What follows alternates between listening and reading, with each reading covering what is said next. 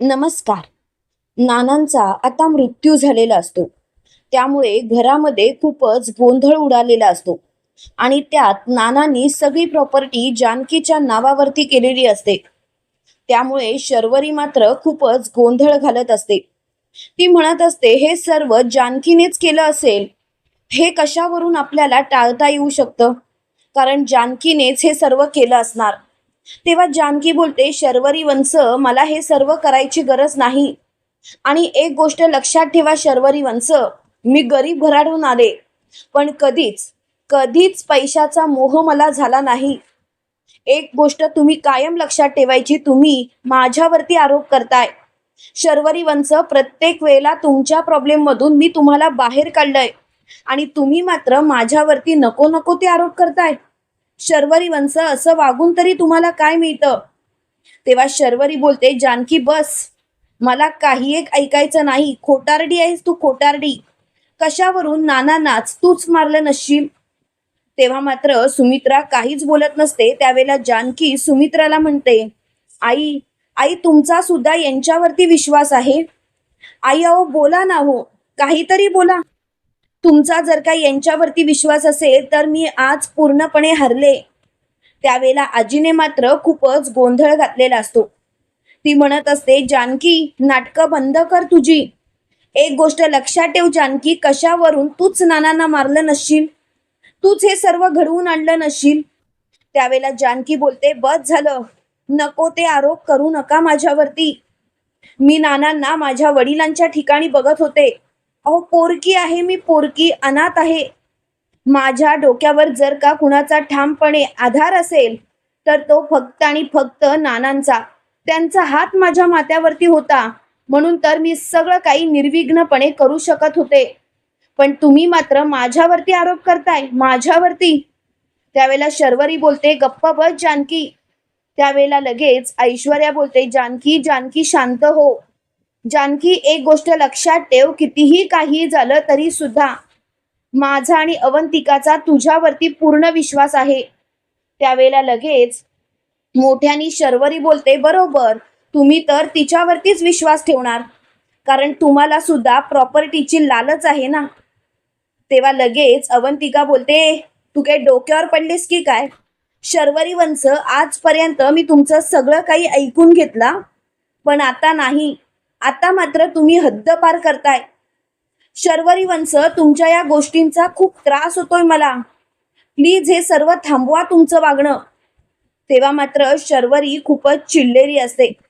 तर इकडे जानकी तिच्या बेडरूम मध्ये निघून आलेली असते. तिच्या पाठोपाठ अवंतिका आणि ऐश्वर्या सुद्धा आलेले असतात. जानकी खूपच रडत असते. त्यावेळेला ऐश्वर्या जानकीला बोलते, जानकी, रडण्यापेक्षा गोष्टींवरती मात करण्याची वेळ आली आहे.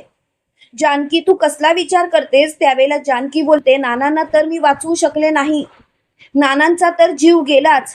पण खरं सांगू का ऐश्वर्या, नाना ज्या पद्धतीने त्या रक्ताच्या थारोळ्यात पडले होते ना, ते बघता नानांना कुणीतरी मारण्याचा प्रयत्न केलाय एवढं मात्र नक्की. तेव्हा लगेच ऐश्वर्या बोलते, काय, नानांना मारण्याचा प्रयत्न केला? जानकी, तू काय बोलतेस, कळतंय का तुला? त्यावेळेला लगेच जानकी बोलते, मी काय बोलते हे तुम्हाला समजत नाहीये का?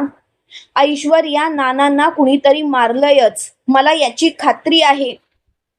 तेव्हा लगेच ऐश्वर्या बोलते, असू शकतं जानकी, पण कुणी मारलं असेल ते तरी सांग ना. त्यावेळेला जानकी बोलते, माझा पूर्णपणे विश्वास आहे, पण त्या व्यक्तीचं नाव मी आता तुमच्या समोर नाही घेऊ शकत. जर का त्या व्यक्तीचं नाव मी तुमच्या समोर घेतलं आणि तुम्हाला जर का विश्वासच बसला नाही तर?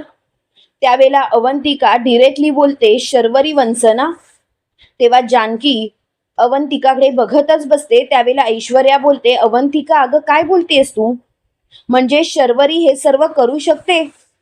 त्यावेळेला जानकी बोलते, अवंतिका, तू असं का बोललीस? तू शर्वरी वंशांचं नाव का घेतलंस? त्यावेळेला लगेच अवंतिका बोलते, जानकी वहिनी, तुम्ही कितीही लपवण्याचा प्रयत्न केला तरी माझी नजर एका वकिलाची आहे. मला गोष्टी समजतात जानकी वहिनी, आणि मी एखाद्या माणसाला ओळखू शकते. नानांनी जेव्हा शर्वरी वंशांना पैसे देण्यास नकार दिला तेव्हा शर्वरी वंशांनी त्यांचा काटा काढला, बरोबर ना जानकी वहिनी? तेव्हा जानकी बोलते, अवंतिका अवंतिका शांत हो. काय बोलतेस कळतंय का तुला? मला सुद्धा हेच वाटतंय, पण आपण पुराव्याशिवाय काहीही बोलू शकत नाही. जरा विचार कर तू. तेव्हा मात्र मोठ्यानी ऐश्वर्या बोलते, म्हणजे तुमचा दोघींचा सुद्धा विश्वास आहे? त्यावेळेला जानकी बोलते, काय झालं ऐश्वर्या? तुझा विश्वास नाहीये का या सर्व गोष्टींवरती? ऐश्वर्या तुला नाही का वाटत? त्यावेळेला लगेच ऐश्वर्या बोलते, मला तर खात्री आहे हे सर्व त्या त्या शर्वरीनेच केलं असेल, पण माझ्यावरती कोण विश्वास ठेवणार? आणि जानकी, मला खरंच असं वाटतं की त्या शर्वरीला आपण धडा शिकवलाच पाहिजे. तेव्हा जानकी बोलते, हे जर का सगळं शर्वरी वंशांनी केलं असेल ना, तर मात्र त्यांची अशी काही अवस्था करेल की त्या स्वतःला सावरू शकणार नाहीत. त्यांनी आजपर्यंत शांत जानकीला बघितलं, आजपर्यंत मदत करणाऱ्या जानकीला बघितलं, पण स्वतःच्या माणसांना गमावणाऱ्या जानकीचा रुद्र अवतार आज मात्र शर्वरी वंशांना बघावाच लागेल.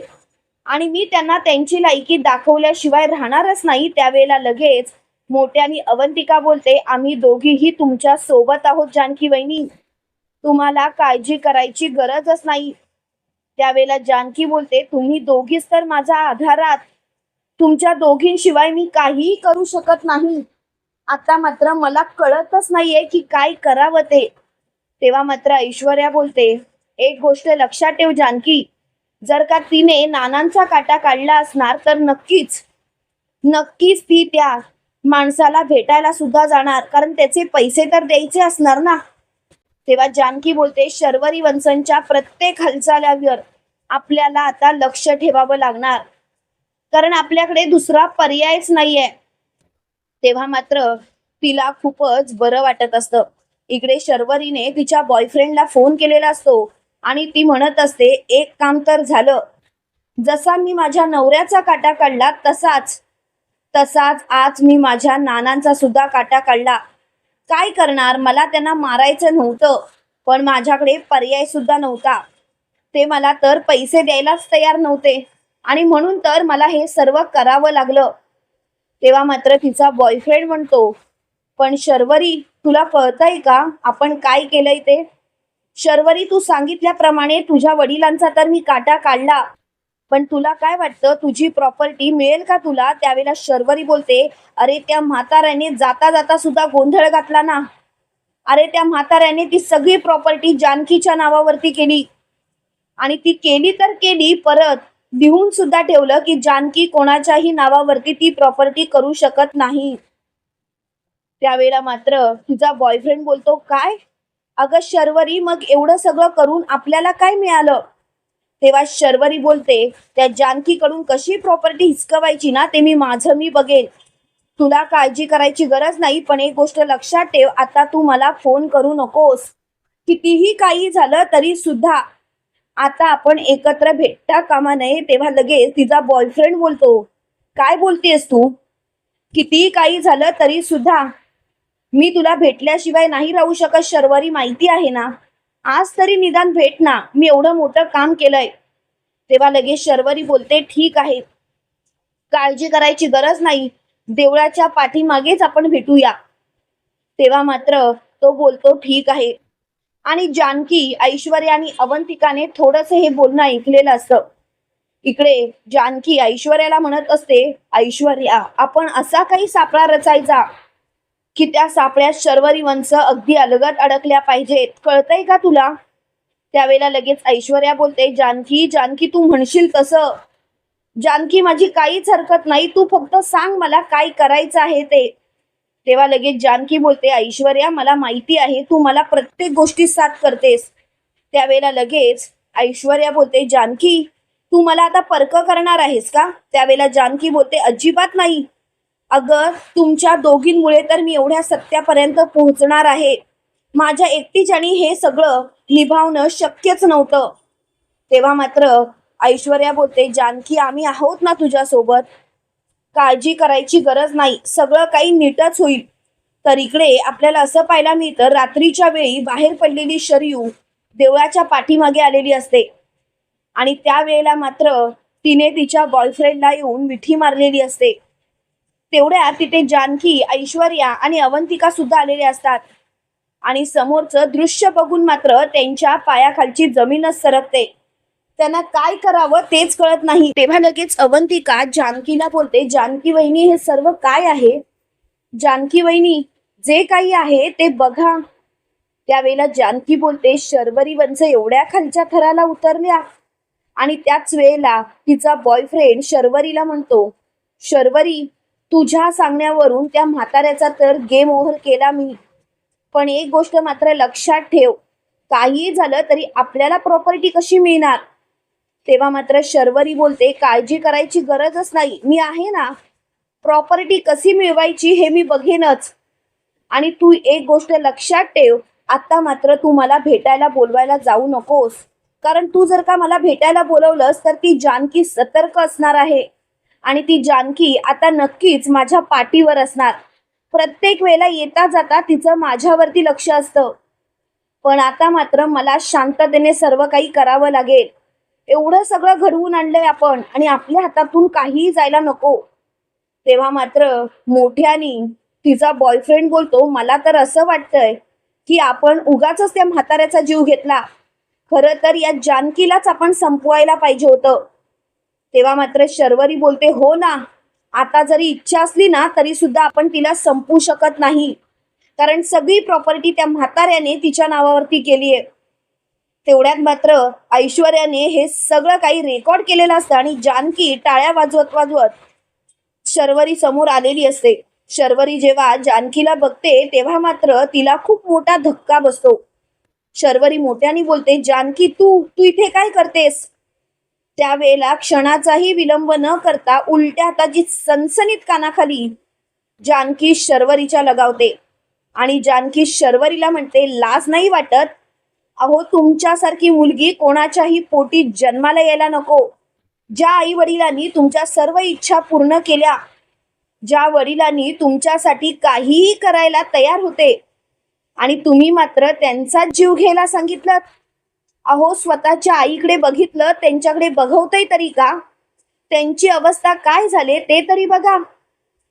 तेव्हा मात्र शर्वरी बोलते, काय बोलतेस तू जानकी? जानकी उगाचच माझ्यावरती कसलेही आरोप केलेले मी सहन करणार नाही. तेव्हा लगेच जानकी बोलते, बस झाला शर्वरी वंश, आता मात्र मला तुमच्याशी या विषयावर काही एक बोलायचं नाही आहे. प्लीज हा विषय इथल्या इथे थांबवा. त्यावेळेला मात्र शर्वरी खूपच चिडलेली असते. त्याच वेळेला लगेच मोठ्यानी जानकी बोलते, शर्वरी वंश, नानांनी आणि आईंनी तुमच्यावरती हे संस्कार केले? त्यावेळेला लगेच शर्वरी मोठ्यानी बोलते, पुरे ते तू काढायची गरजच नाही आणि मला तर तुझ्याशी बोलायचीच इच्छा राहिली नाही. आता मात्र तू माझ्या समोरून चालती पड. तेव्हा मात्र जानकी बोलते, शर्वरी वंश, तुम्हाला सर्व गुन्हा तुमचा कबूल करावा लागणार. त्यावेळेला लगेच शर्वरीचा बॉयफ्रेंड बोलतो, का? ती गुन्हा का कबूल करेल आणि तू कोण तिला सांगणारी?